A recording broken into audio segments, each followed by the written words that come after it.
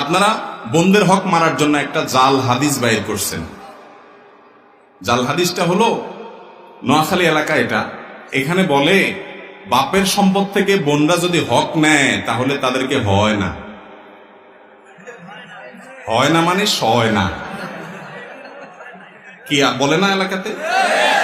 কয় বাপের ভাইয়ের হক নিলে, মাইয়ারা বাপের ভাইয়ের হক নিলে হেতা করে হয় না, মানে এটা নিলে তাদেরকে সয় না।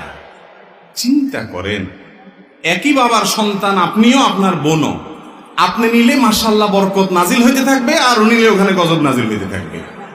এর চাইতে জালিয়াতি, এর চাইতে বড় বাটপারি চিটারির মাসআলা আর আল্লাহর জমিনে হতে পারে।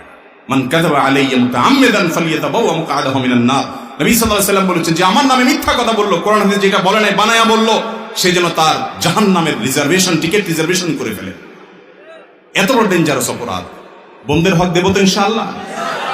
আচ্ছা, বোনদের হক দেওয়ার পরে সাধারণত ভাইরা যদি তারা কিছু নেয়ও কাটাকাটি করে, এরপরে বোনদেরকে আর মনে করে পর হয়ে গেছে, তাদের হক তো তারা নিয়েই গেছে। আসলে কি তাই? আপনার বাপের ভিটা থেকে, বাপের সম্পদ থেকে বোনের হক যদি নিয়ে যায় পাই পাই করে সব, তারপরেও মরণ পর্যন্ত রক্তের এই বন্ধনকে, আত্মীয়তার সম্পর্ককে রক্ষা করাকে আল্লাহ তাআলা আপনার জন্য ফরজ করে দিয়েছেন। আপনার বোনকে আপনাকে দাওয়াত দিয়ে খাওয়াতে হবে, আনতে হবে, আদর করতে হবে এবং তার খোঁজ খবর নিতে হবে, সম্পর্ক বজায় রাখতে হবে।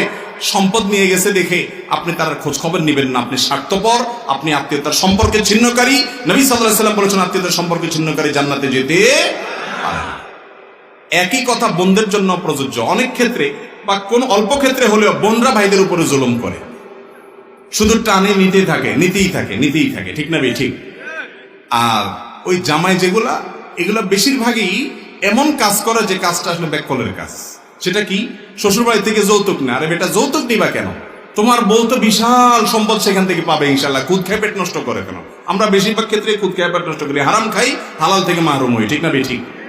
কারোর বাচ্চা হয়েছে, বলে মিষ্টি খাওয়ান। আমি কি মিষ্টি আটার দলা খাবেন কেন? আপনি বলবেন গোশত খাওয়ান, আকিকা সুন্নাত। মিষ্টি খেতে বলছে কি আপনাকে? আমরা সব সস্তায় সেরে ফেলি। আর যেই খাওয়ায় ওই বেচারা আরেক লুজার, কারণ 10-20 কেজি মিষ্টির টাকাও দেওয়া লাগে, আকিকা তো মাফ হয় না, সেটাও করা লাগে ডবল।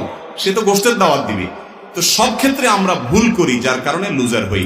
এই জন্য বোনদেরকে হক দেব পাই পাই করে। বোনরাও এক্ষেত্রে কোনো প্রকার অন্যায় যেন ভাইদের না হয়। আত্মীয়তার সম্পর্ক রক্ষা করা ফরজ। ভাই বোনের সম্পর্কটা সবচেয়ে নিকটবর্তী আত্মীয় আপনার মা বাবার পরে আপনার ভাই বোন। চেষ্টা করবো না আমরা ইনশাআল্লাহ হক আদায় করার। আল্লাহ তাআলা আমাদেরকে তৌফিক দান করুন।